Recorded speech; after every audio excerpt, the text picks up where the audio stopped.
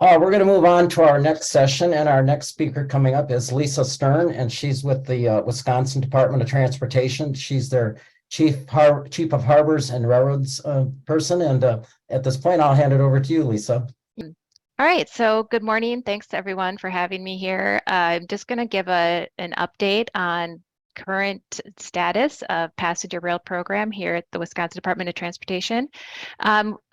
We did have interviews yesterday to fill a run rouse position, so hopefully we have a successful candidate selection out of that interview process. So that's some good news, hopefully. With that, I'm just going to get right in. I know you guys have been talking about the TCMC passenger rail project, where we are working on establishing the second round trip between Chicago, Milwaukee, La Crosse, and the Twin Cities. As hopefully most of you know, this will provide this additional state-supported service. We're working with Minnesota, Illinois, and Amtrak to develop this service that will become more reliable than the eastbound Empire Builder and provide some good travel time, pretty travel time competitive train trips between Chicago and St. Paul. This is the current schedule. We are currently working on the infrastructure project. The 60% design plans have been drafted, and a current public meeting, a virtual one, will be coming up later, maybe early summer or midsummer somewhere. There were some additional environmental activities that were found to need to be done during the 60% design plans. And then sometime this fall, we'll have the 100% design plans for that. And as you can see there, we are hoping to actually begin that service sometime in 2023. So we're working with, all three states are working together with Amtrak to try to get that started. It depends mainly on Minnesota's rail appropriation being passed in their state budget that they're working on currently, to probably right now. And then, as Rick mentioned earlier, the equipment availability is the other big thing. So we'll probably have more information on that early summer on after the Minnesota budget is passed, and we're expecting to have some more stabilization in the Amtrak equipment mid to late May. So, and then we're going to begin construction next year on the infrastructure projects, and that will last for a couple of years. Now, I just want to note that, the reason we are able to start sooner is, have to give Amtrak some credit here. They did do a negotiation with CP that allows us to potentially start that service prior to the infrastructure being fully constructed. So, and here I just wanted to provide, this is the, the current service schedule. So you guys can see what we're proposing. It's about 11 to noon departures from St. Paul or Chicago. This is it's going to be something similar to this. So, the exact times may change once we actually have a started service and we've got the equipment and whatever, work out the details of that with Amtrak, but it will be generally along these lines. Then once we start, WisDOT does have an FRA restoration and enhancement grant. We've currently got a little over $12 million from them for the first 3 years of operating costs. We have had discussions with FRA, and if you're familiar, under the new bipartisan infrastructure law, there was an expansion of this grant to a 6-year operating support. So we are going to apply for a grant when this round comes up to kind of fill in that gap. So that first 12 million is expected to last sometime about 2.5 years. And then we're going to apply for the grant to go out for the full 6 years funding. A little bit about our Hiawatha service. You guys have talked about, again, very successful. We are recovering. We're still having really great on-time performance. Biggest concern really, besides the recovering ridership, is equipment. There's just been, due to the pandemic and the recovering of the pandemic, labor issues, supply chain issues of parts and maintenance. The equipment has been an issue. But we are still recovering. We're still doing better. Every month we're improving over the last year's month. So we're moving in the right direction for sure. You guys have mentioned some buses. We do actually have a state-supported bus system up through Green Bay. We contract this through Amtrak, and it's 2 round trips daily. And this latest 2022, we had 13,000 riders, which exceeded pre-pandemic ridership. And I want to make a note that even though that's maybe not jaw-dropping, it is a little bit when you realize that the time you have to leave Green Bay is about 4:30 a.m. to get on the bus to get down into Milwaukee and to catch the Hiawatha train. So, it's not necessarily the most convenient timing, and we're still getting pretty good ridership. And this too has been growing, and month over month, we're seeing increases in ridership on this bus service. And I just do want to make a point and kind of emphasize what Rick had said before. I know we're all here talking about passenger rail, but really what we're trying to provide is expanded transportation services, right? And that's a complementary system with highways, buses, trains. So we want all of these things to work together. None of them, you can't, not one type of system is ever going to meet all of our needs here as the public's needs. So I think it's important to, like you've said, to make sure that these things work well together. Another project that we're working on is the Milwaukee Airport Rail Station. We do have a little bit over $5 million CRISI grant that we received from the FRA a few years ago to build this. We did let it in December, but the bid came in well over about 23% over the budget. So we went back and did some design modifications and schedule modifications, hoping that we will get a better price here in April when we relet it. And then assuming we get a good price that we can afford, we'll start with construction later this year. We also have the signalization of the track through the Milwaukee Intermodal Station to bring it up to modern train control standards. We're currently working with CP on preliminary engineering for this project. Also, Muskego Yard is it's our big project here. We are finally wrapping up the environmental clearance. Very tricky place to do a lot of environmental clearance issues right there in downtown Milwaukee. For those of you who are familiar with it, we've got, the Menominee Valley, or the Menominee River, Burnham Canal, all of those things. So we're wrapping that up. However, one of the challenge that's come from that is that through the environmental process, we have identified additional infrastructure needs. So we are actually going to be applying for a new grant to cover a new bridge and some extension track down to the Kinnickinnick Bridge there in Milwaukee, here under the federal state partnership. And we'll need that additional money to allow this project to get enough funding to have this project move forward. And this project is key for additional round trips on the Hiawatha. And those additional round trips are not only important just for the Hiawatha service, for the growth of that. If any expansion does happen in Wisconsin, it will be important to have those additional round trips because they will be the trains that go on to places like Green Bay, Eau Claire, and Madison.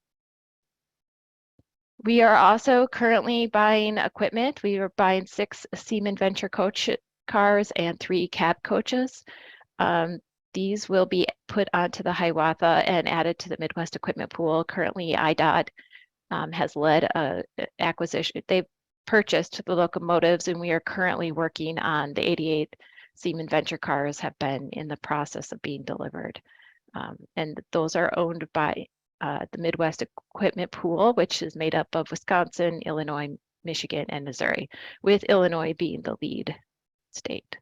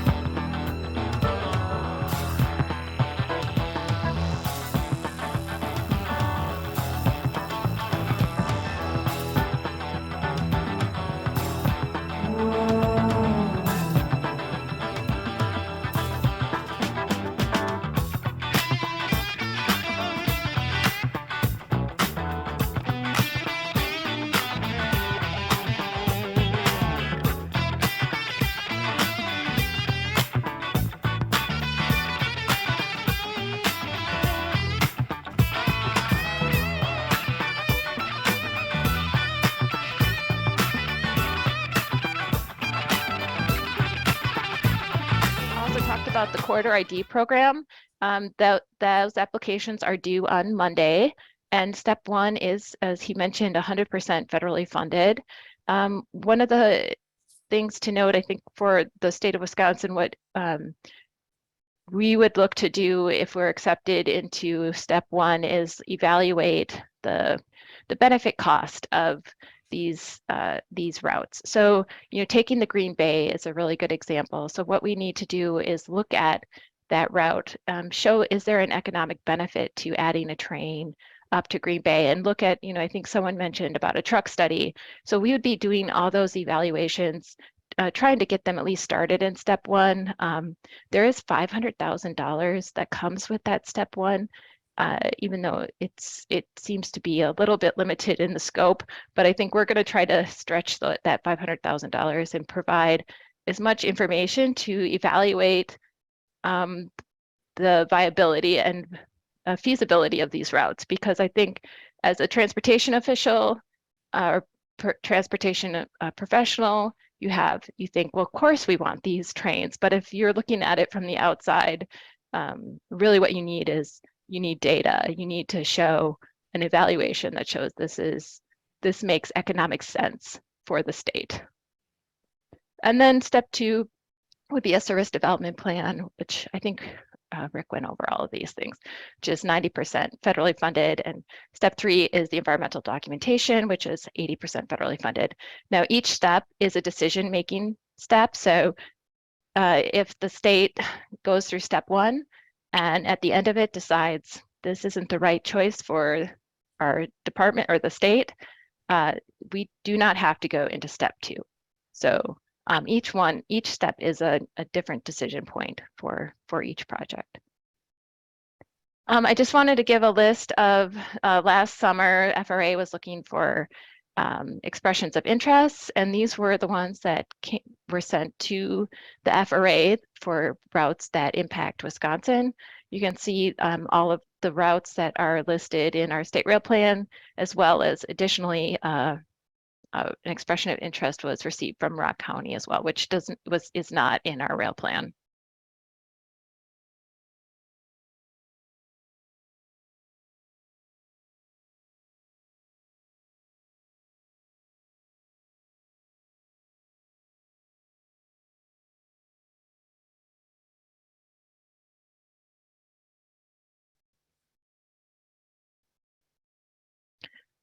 This is the map from the 2050 rail plan. It kind of shows the proposed passenger rail routes as well as the bus connections. I think it's important. I just want to reiterate it again, that this isn't just a rail plan, right? It is a transportation plan. So we're connecting it to buses that's a very important part of this system, especially to serve those rural areas or maybe areas where there is not available rail. They're also Minnesota is submitting an application for the NLX, which will also have a small piece, but it's small but important piece to Superior, Wisconsin. And then I think Scott will talk about the Eau Claire application shortly. Just a quick link, you guys probably all have these, but these are the different rail plans.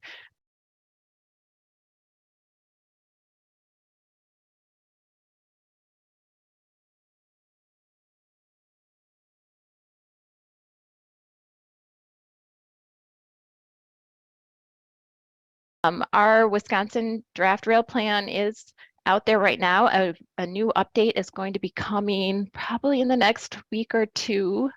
And there'll be an additional 30-day public comment period. This new plan, if you guys have looked at what's out there today, the new plan is going to be much more streamlined with the actual plan part, and a lot of the data and evaluations will be put into an appendix. So the hope is that it'll become an easier read for someone who's not a transportation planner to kind of go through this plan and understand what is being evaluated and looked at and what the plan means for our state. But all of that still really good, useful data, and evaluation will still be there, but it will be in an appendix. So for those who still want to look into that. And that's all I have. I'll take any questions. Thanks, Lisa. I do have a couple of questions that came up in the chat box. And this question comes from Susan Foote Martin. She's with the Wisconsin Association of Rail Passengers. She wanted to know if WisDOT has some type of a promotional plan for the TCMC project as part of their overall budget.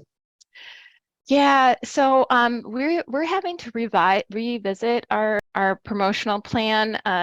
There were some recent changes in the CMAQ rules. So historically, we've used CMAQ funding to promote passenger rail on the Hiawatha, because and so that was part of our plan, is to continue to use that source of funding, an 8% match. But there were some changes at the state legislative for federal use of federal funds that may now limit us and now allow us to use that. So we do have some funds, but they're much smaller now potentially. So we're still looking at that. We do see the importance of promoting the TCMC, but just to be honest, the plan is a little bit up in the air on what level of promotion we'll be able to do. Sure. I've got another question that came in the chat box, and this is from Frank Ingram with the Wisconsin Association of Rail Passengers. He commented, during the mid-2000s, the Wisconsin DOT rail plan had lots of research data on the impact of passenger rail in the Fox Valley. The 2050 rail plan had no research at all on the economic benefits. Any explanation as to why this might be, and is WisDOT doing any research on the potential impact of passenger rail, which could potentially be published? Yeah, so right, so we didn't have those types of studies funded for the 2050 plan, so that's why they're not in there. We are looking, as I was kind of trying to allude to with the corridor ID program. So if we're accepted into the corridor ID program, one of our first steps, besides like evaluating the scope and everything, would be to do those sorts of evaluations and to look at each line and its economic impact. For those of you, probably most of you already have seen, the Missouri economic impact study they did for the River Runner. It would be, we'd be looking probably to hire a consultant and to do something similar to that. I don't know, if we can afford the same level, but that's the kind of thing we'd be looking to do in each corridor, because I think it's important, and it probably can't be said enough, because, as transportation professionals, it seems very obvious to us that this is a great idea, right? But for people who aren't in transportation, you really have to, make the case. No one's going to say, well, passenger rail should be extended to Green Bay because Lisa Stern thinks it should, right? So we have to get the data, and we have to evaluate and show that, yes, this really is a good idea for Wisconsin. It will, one of the things that really struck me on that Missouri study is that River Runner costs the state around $9 million a year to supplement. And that study showed that the train provides over $22 million in direct tax revenue. So it more than pays for itself just with direct tax revenue. We're not even talking about the additional side, economic benefits that communities are seeing. So I think if we see those kinds of potential numbers here in Wisconsin, I think that might open some doors and kind of alleviate some of the concerns of people that we would just be spending, throwing money down this well for, that wouldn't necessarily help. So we have to show that. We have to evaluate it and show that that is truly what is the case. All right, I have another question in the Q&A. This is from Ethan Johnson. He wants to know, when does FRA expect to announce its decision on which plans or proposals are selected for the corridor ID program? Any thoughts? Yeah, what I've heard is around September we're expecting to hear if any of whose corridors were selected. Sure. The next question I have in Q&A, this is from Barry Gore. He wants to know, will the WisDOT budget for additional staff? And then he mentions one passenger rail position does not seem sufficient to manage any of the FRA phases. Salaries are insufficient, and project management from consultants is sometimes more expensive. Is current administration serious about passenger rail? Yeah, so there are no current plans to add staff. It's adding staff is not just very easy, and it does require the legislature as well, unless we're stealing from some other place at the DOT, maybe you wouldn't, but I think everybody across the board, there's probably need for additional work. There's so much infrastructure work going on right now. But we are looking to hire a consultant to help support the passenger rail program manager. So we are looking to bring on consultant help at this point. That's really the only current plan we have.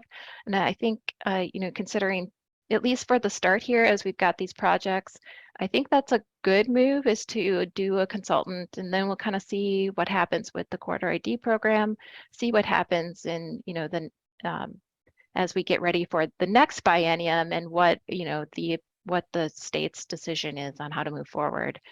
Then there might be some different decisions made at that point. One question I have for you, Lisa, with the Northern Lights Express project, and I know Scott will probably comment on that.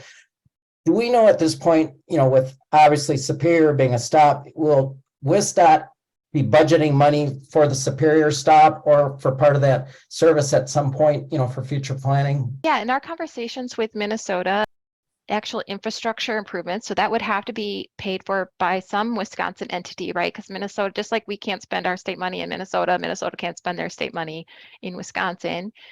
So they were saying that the earliest we'd expected it would be in the next biennium. So I think the secretary is evaluating. We're kind of having to wait and see. That's right now we're focused on this budget, but so there's no current plans to do anything in this budget. But it's not needed. So we'll kind of see how that plays out, and it would be in the next biennium if we did have anything budgeted.